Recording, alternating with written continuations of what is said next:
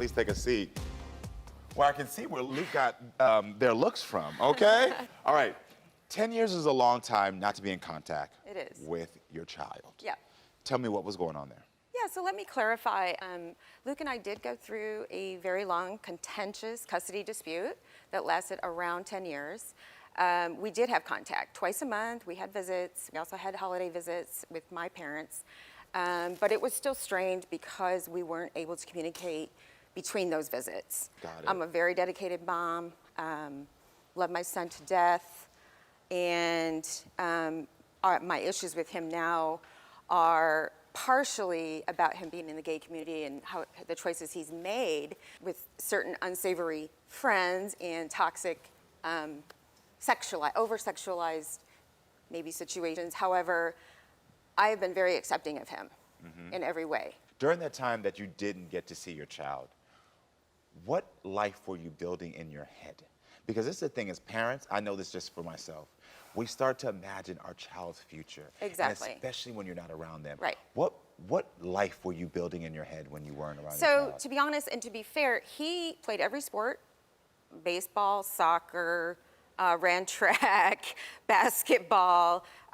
He was gonna get married and have kids, and then I did find out on social media that he was gay, and I was shocked just because of, I mean, I don't know if I was a little in denial, but I never honestly didn't see the signs. Yeah. So I didn't see him. Yeah. You say Luke is irresponsible and naive.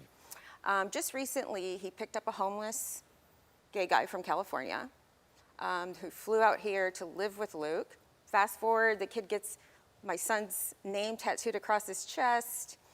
That was a red flag and an alarm bell for me. The kid just recently totaled his car.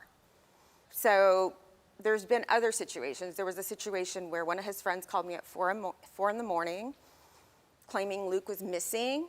And I don't know if this was a prank, but for 5 hours I didn't know where he was. I had to call the police, all the police stations.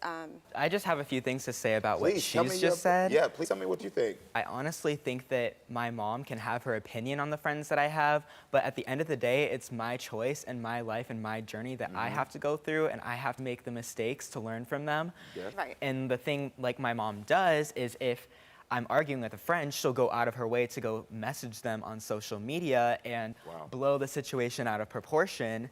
Also, with me being missing, my phone was literally just lost. So that, like... Okay, but your friends did call me at 4 o'clock in the morning, claiming you were missing. Well, my phone was just lost, and then she started calling the police station and everything, and I'm like, chill out, like, my phone's just lost. That's what a responsible parent would do. And then... that one I get, 100%. Somebody call me at 4 a.m. to say my child is missing, I'm gonna be on every dial, on calling everything. It is what it is.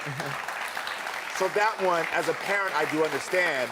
But when you take it further, like you just said with social media, and then message someone's friends, now that's something I don't do. No, I've done that once or twice. And she comments like mean things on their posts. She just blows up situations that could be dealt with in a better manner. What mean things has she said?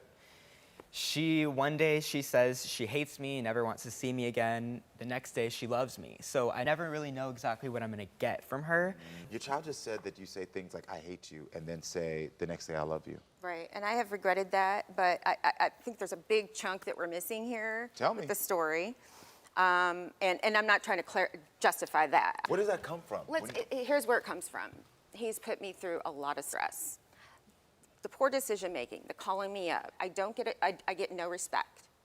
It is a respect issue for me. There's a lot of rudeness, a lot of disrespect, a lot of blowing me off, putting me last on the list, and I'm the one who's always there. You're here now.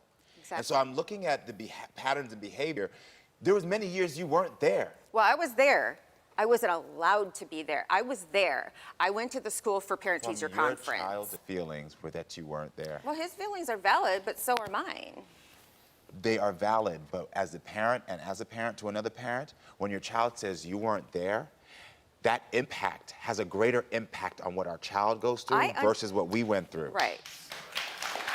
You know what? This is a good place for a break. We'll be right back. Coming up. I think you might be projecting, to be honest. Let me tell you something very clearly. Take care.